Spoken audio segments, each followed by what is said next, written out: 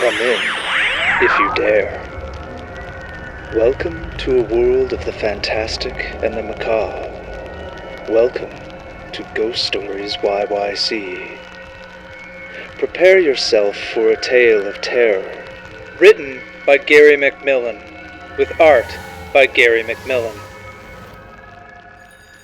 The Offering. The children were told not to go down to the rock meadow. In fact, no one was supposed to go near the rock meadow. It was against the Droka, and bad things happen when you didn't obey the Droka. These were obviously stories to scare little children to keep them from dangerous things. Yet it was almost certain that older people went to the meadow or they wouldn't know about it in the first place. Sure, there was a risk that something bad could happen in the rocks, but bad things only happened to people who weren't careful. Life was just too short to be afraid of everything. These were the kinds of thoughts going through Flanu's head as she made her way down the slope toward the very place she was not supposed to go, the rock meadow. Flanu picked her way past some thorns and around a patch of loose gravel. She could see the dozens of large stones standing about below and flashes of color from the creatures that lived among them. The thing was, it was well known that the animals couldn't leave their individual rocks. They were tethered to them somehow, so one just had to stay back a bit, and there was nothing to worry about. There were stories of people going down there and never coming back, but honestly, they had to have been really stupid people to get too close.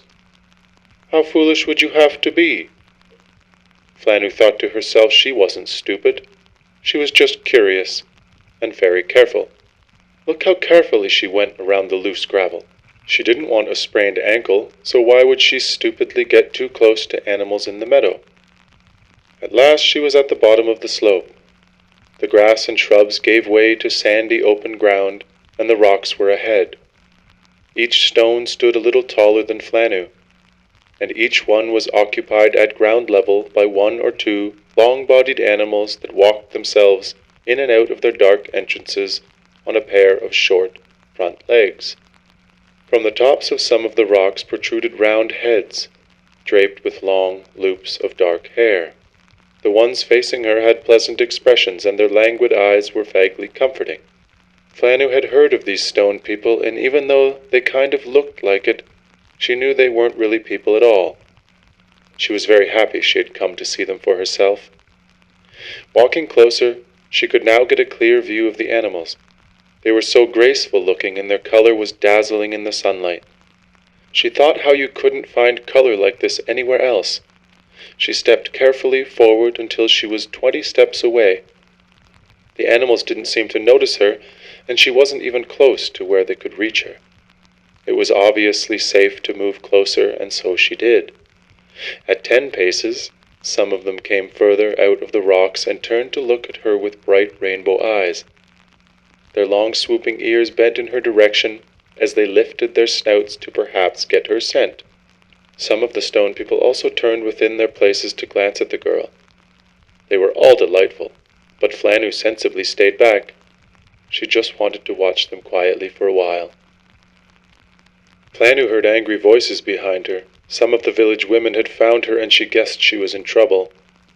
She turned to speak and was surprised at their stern expressions. One of the women was shouting something about the Droka.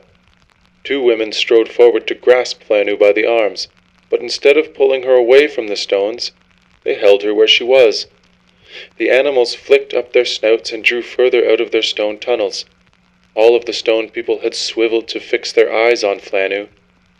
The women started chanting about trespassing and offending spirits and the need for an offering to protect the people. Flanu tried to pull her arms free to run away, but the women were too strong. She heard more Droka things about paying the price for carelessness, but it didn't make any sense. She had been careful to stay back at a good distance, but now they were pushing her in. She started screaming and struggling in earnest, and now she felt something prodding her from behind. Over her thrashing shoulder, she saw several women with long poles leaning toward her. The poles connected, and with a shriek, Flanu was sent reeling toward the waiting creatures.